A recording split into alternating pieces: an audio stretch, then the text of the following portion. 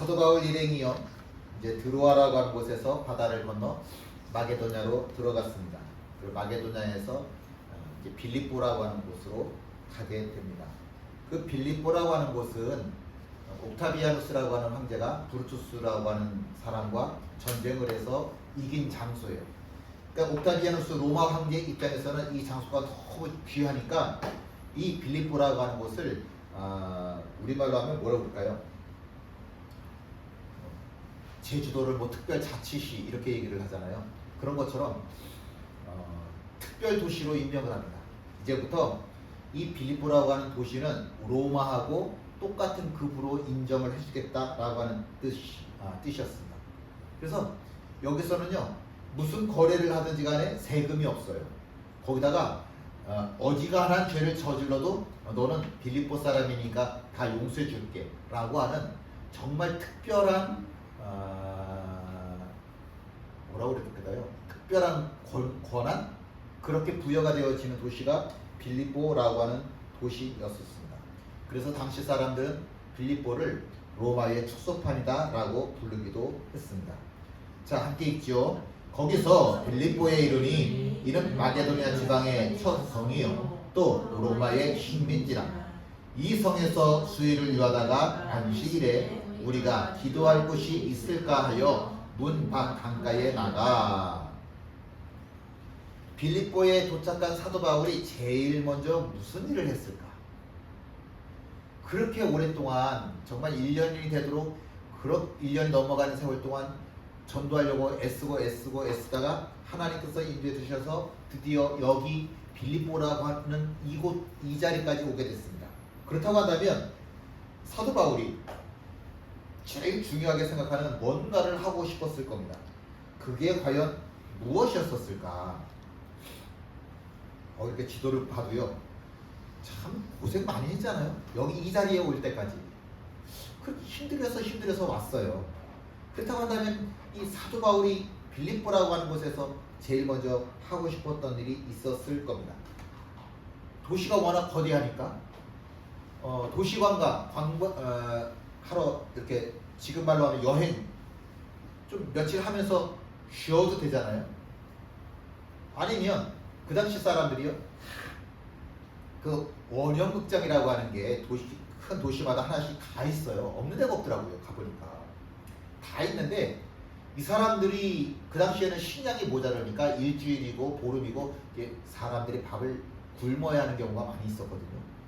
근데 그 사람들이 하는 얘기가 뭐냐면 나 굶어도 좋다. 그 대신에 원형 경기장에서 그 쇼 한번 보게 다오. 이게 그 당시 사람들의 가장 큰 소원 중에 큰 소원이었었습니다. 원형 경기장 들어가서 나도 쇼 한번 보게 다오. 그러면 사도 바울이 이 빌립보라고 하는 곳까지 왔으니까 말로만 듣던 원형 경기장 한번 보고 싶지 않았었을까? 근데 그러지도 않았어요. 지금 말씀에 수일이라고 되어 있는데 그건 좀 오역인 것 같고 수일이라고 하는 말은 며칠이라고 하는 뜻이잖아요. 그런 것 같지는 않고 그날 도착하자마자 제일 먼저 했던 일은 일단 자기가 여기 왔으니까 숙소를 먼저 정해야죠. 숙소가 없이 여기서 몇 날 며칠 아니면 몇 달 몇 년 동안 전도 못 하잖아요. 일단 숙소는 정해야 돼요. 숙소 정하고 그 다음에 제일 먼저 했던 일은 뭐였냐면 기도처를 찾는 일이었었어요.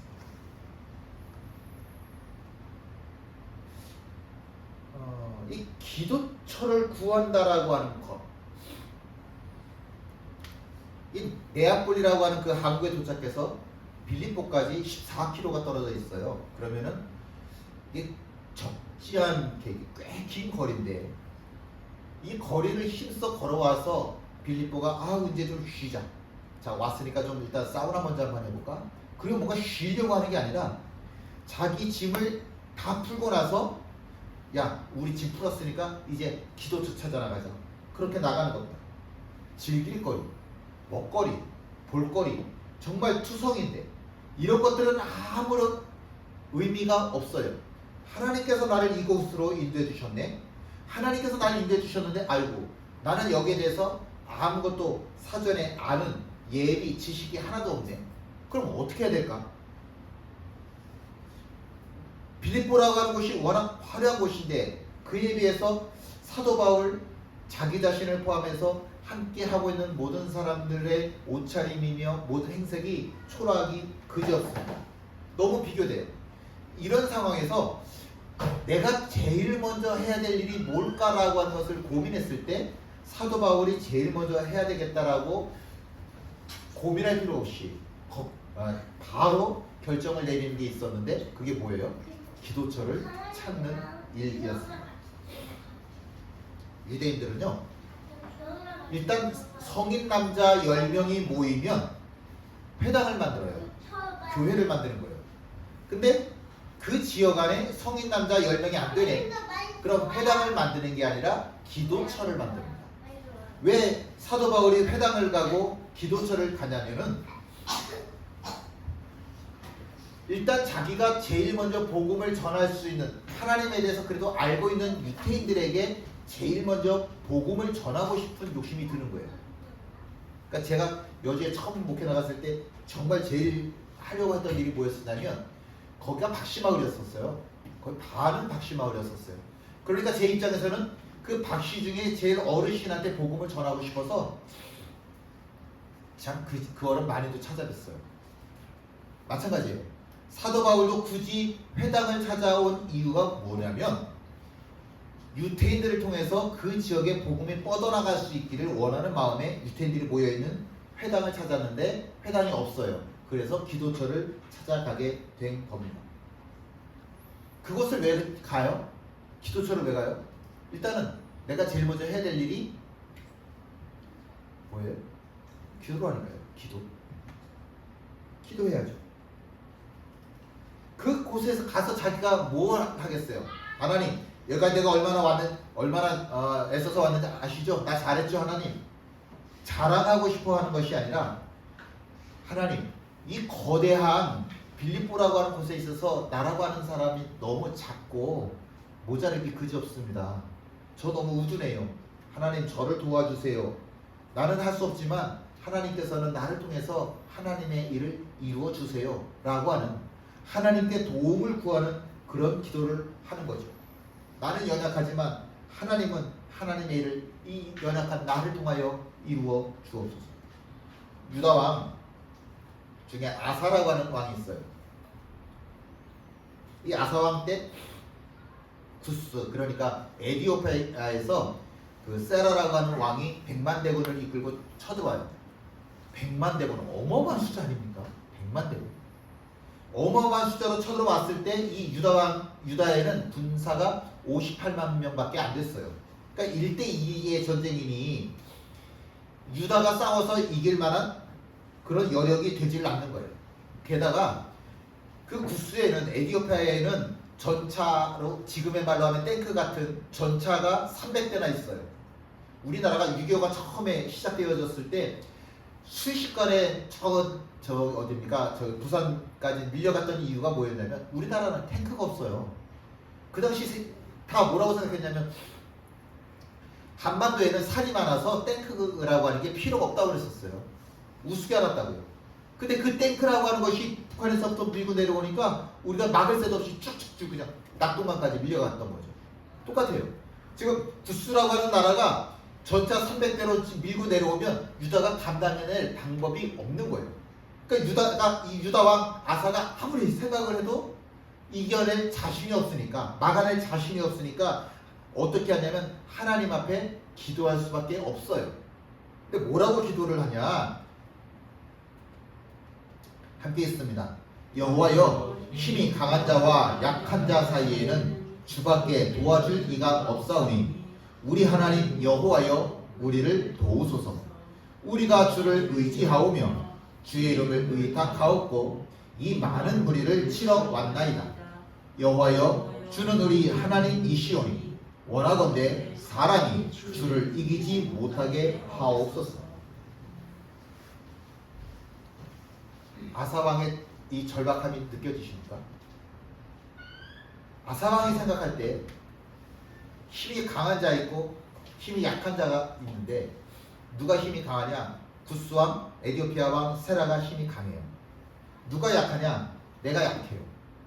내가 약한데 아무리 주위를 둘러보아도 전쟁에 질 수밖에 없는 나를 도와주겠다라고 나설 만한 그런 강한 나라가 주변에 없다는 거예요. 아무도 나를 도와주려 하지 않는다는 거예요. 힘이 강한 자와 약한 자 사이에는 주밖에 도와줄 리가 없습니다. 이게 아사왕의 기도예요. 그래도 뭐는 해야 돼요? 전쟁을 해야 될 거 아니에요. 그러니까 하나님, 그럼에도 불구하고 우리가 전쟁할 수밖에 없어서 전쟁하러 나왔습니다. 강한 자와 약한 자 사이에는 주밖에 도와줄 리가 없어. 하나님 나를 도와주세요. 라고 하나님 앞에 기도하는데 이 기도를 좀 보십시오. 뭐라고 기도해요? 여호와여 주는 우리 하나님이시오니 원하건대 사람이 주를 이기지 못하게 하옵소서. 나의 전쟁이 아니라는 거예요. 이건 나의 전쟁이 아니라 이건 하나님의 전쟁이라고 하는 거예요. 왜냐하면 내가 하나님의 사람이니까. 우리나라가 하나님의 나라니까 이건 나의 전쟁이 아니라 하나님의 전쟁입니다. 하나님, 사람이, 구스가, 저 에디오피아가 우리를, 하나님을 이기지 못하게 하옵소서. 그리고 전쟁이 시작됐습니다. 저 구스왕의 100만 대군 전차 300대로 밀고 내려오는데 이 부족한 군사를 이끌고서도 아사가 전쟁에서 이기는 정말 놀라운 기적이 일어났습니다. 세월이 흘렀어요. 이번에는 북이스라엘이 남유다를 향해서 또 쳐들어왔습니다. 이번에도 아사는 내가 부족하다라고 인정을 합니다. 그런데 지난번의 전쟁과 한 가지가 달라요. 지난번의 전쟁은 내가 약하니까 하나님 나를 도와주세요. 하나님의 전쟁이 되게 해주세요. 라고 기도했는데 이번에 북쪽에서 쳐들어왔을 때는 그래? 지금 성전에 지금 돈이 얼마나 있어? 우리 왕국에 돈이 얼마 있어? 돈을 다 긁어 모아. 그래서 저 베나다시라고 하는 왕한테 요청을 합니다. 아람왕 베나다스에게 요청을 해서 자 우리가 돈을 줄 테니까 나 좀 도와주세요. 돈으로 모든 문제를 다 해결하려고 하는 거예요. 돈으로. 나한테 돈이 있는데 뭐 군사 사면 되지. 모자라는 군사 내가 돈으로 사면 되지. 그까짓 건 뭐. 나 좀 도와주세요. 또 돈 얼마든지 다 줄게. 와서 나 좀 도와주세요. 웬걸? 이게 전쟁이 안 되는 거예요. 그러니까 선지자 하나님가 쫓아왔어요. 그러면 안 돼요.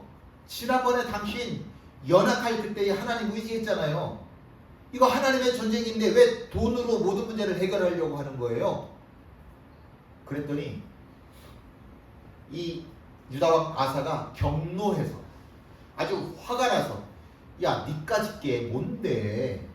그리고서는 선지자 하나니를 감옥에다가 집어넣어버려요. 하나님이라고 하는 이름 자체가 나오기를 싫어해요. 그래서 돈을 의지했더니 오히려 패배하더라고요. 아사는 늘 약한 존재였어요. 근데 약할 때 내가 하나님을 의지했던 적이 있었고 약할 때 내가 돈을 의지했던 적이 있었는데 내가 하나님을 의지했을 때는 승리를 거두었고 내가 돈을 의지할 때는 패배를 겪게 되더라고요. 참 어리석어요.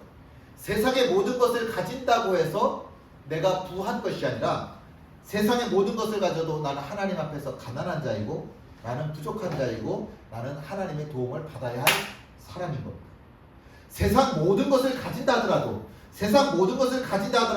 하나님의 도우심을 받아야만 하는 연약한 자가 나인데 아사는 나 이번엔 돈 많어. 내가 지난번에는 돈이 없었지만 나 이번엔 돈 많어. 그래서 하나님 앞에 기도할 마음이 생기지를 않더라고요. 그래서 돈이 많으면 참 좋겠는데 그 돈이 많다라고 하는 게 나에게 저주가 될 수도 있어요. 세상의 왕은 하나님 앞에서 부족함이 없을까?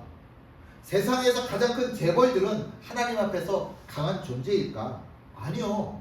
우리 모두가 결국에는 죽을 수밖에 없는 연약한 피조물인데 왜 이렇게 내가 연약하다라고 하는 사실을 하나님 앞에서 인정하지 못하는지 모르겠어요. 우리 하나님을 인정하자고요. 나는 하나님 앞에서 도우심을 구할 수밖에 없는 연약한 피조물이라고 하는 이 사실을 구하자고요.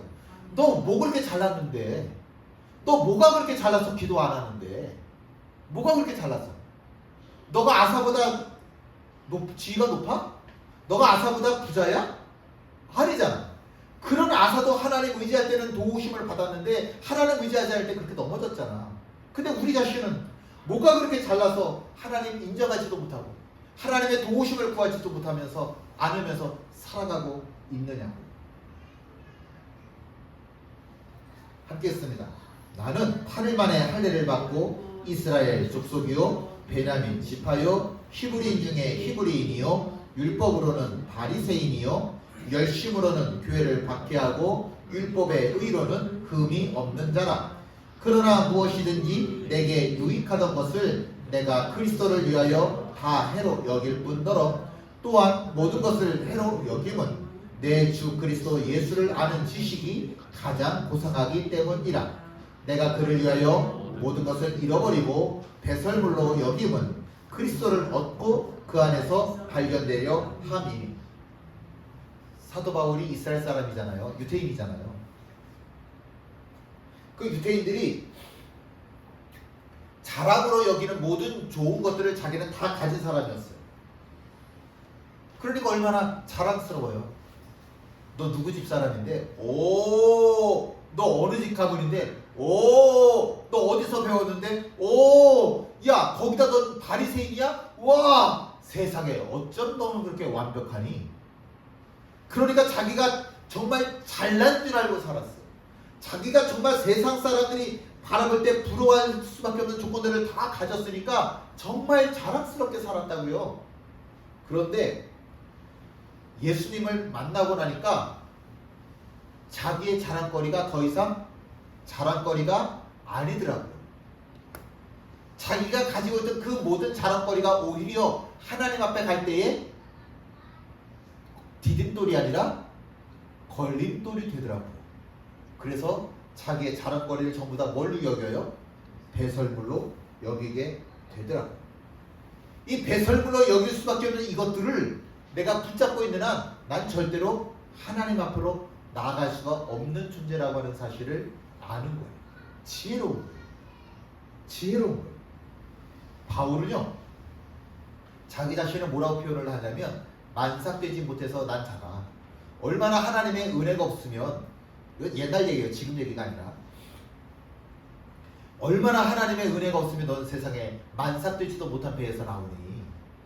이건 참 저주받았다라고 표현할 수밖에 없던 그런 시대였었던 거예요.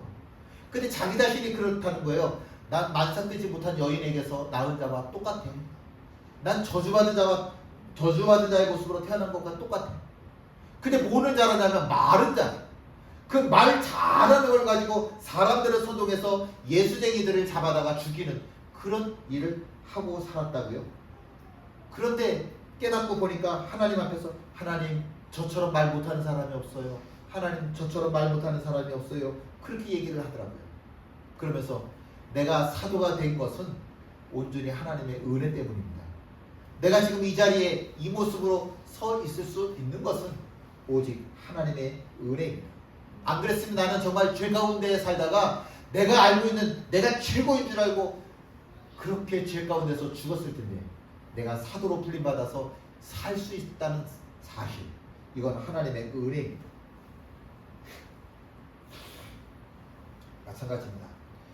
우리 모두도 그저 내가 살고 싶은 대로 살아가면 그것처럼 불쌍한 자의 모습은 없는 겁니다. 나 그렇게 강한 사람 아니에요. 나 그렇게 완벽한 사람 아니라니까요.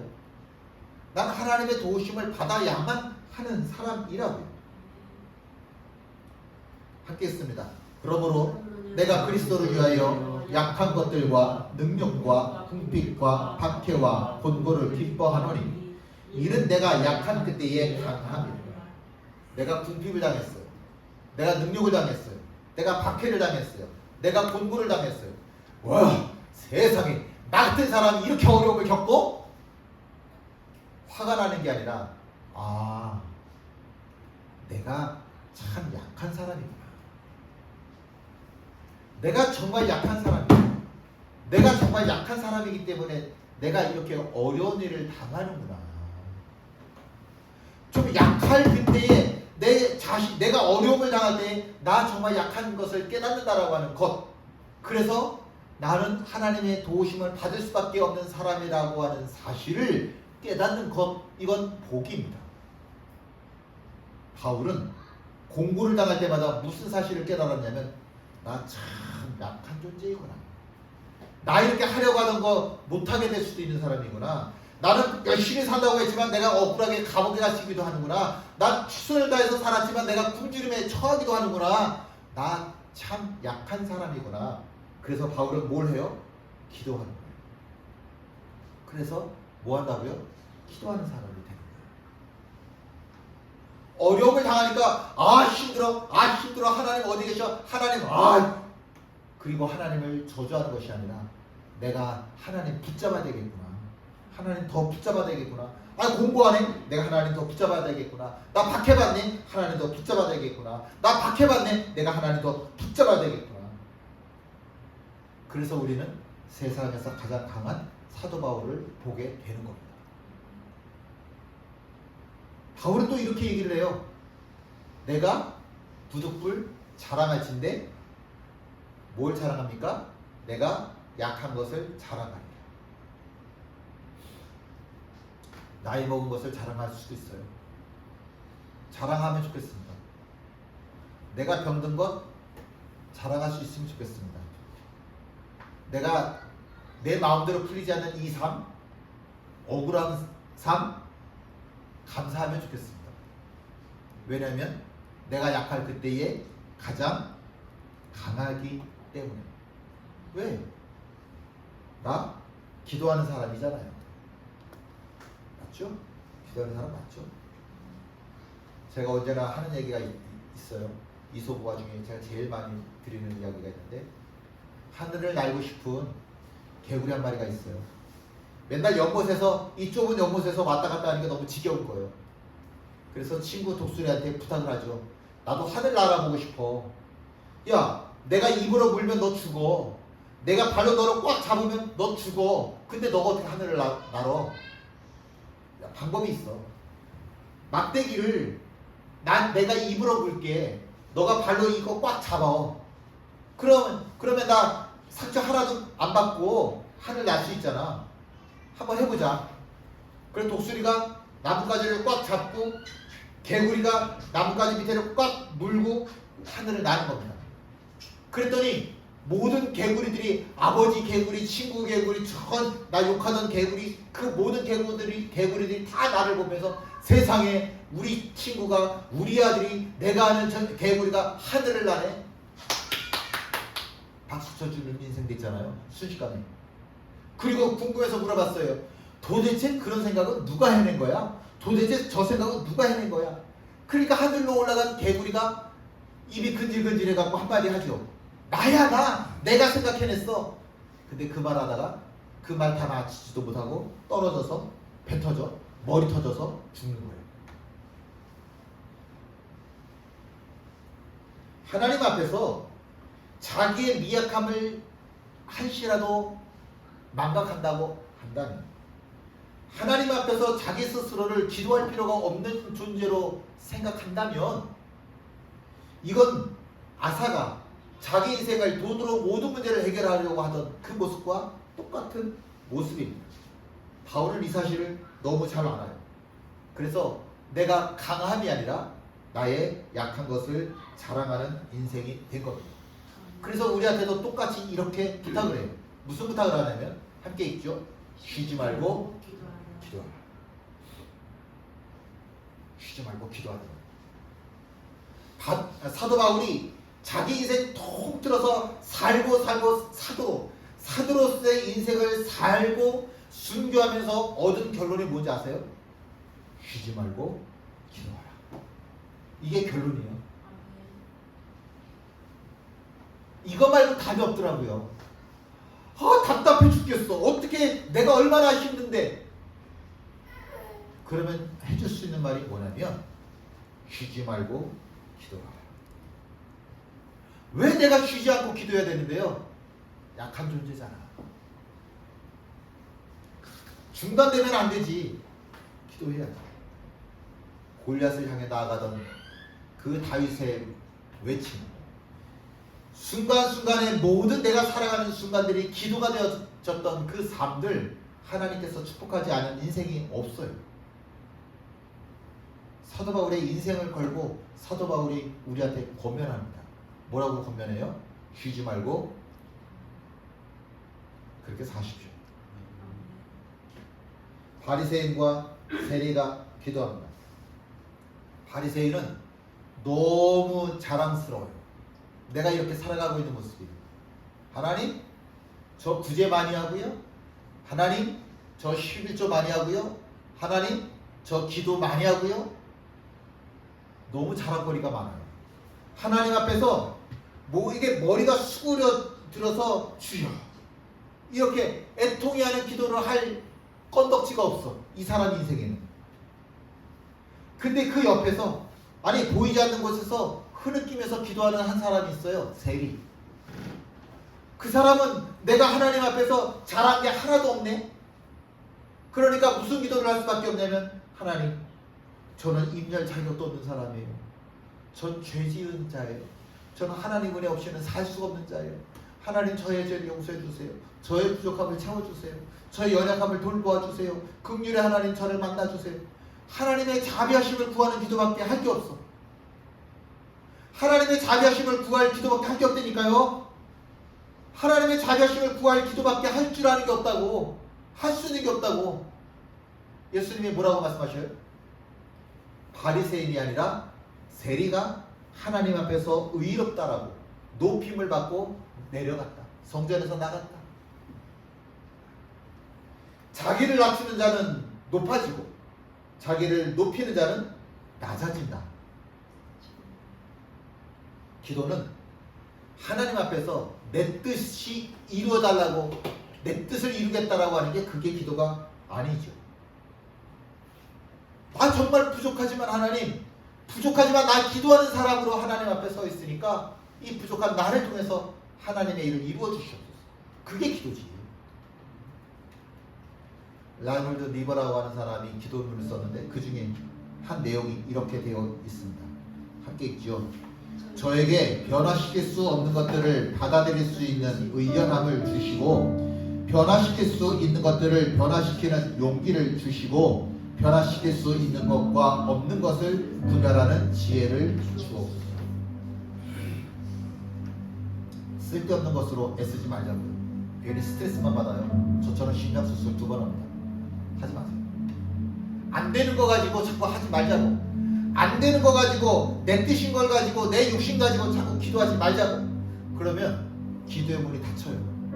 그럼 영혼이 죽어요.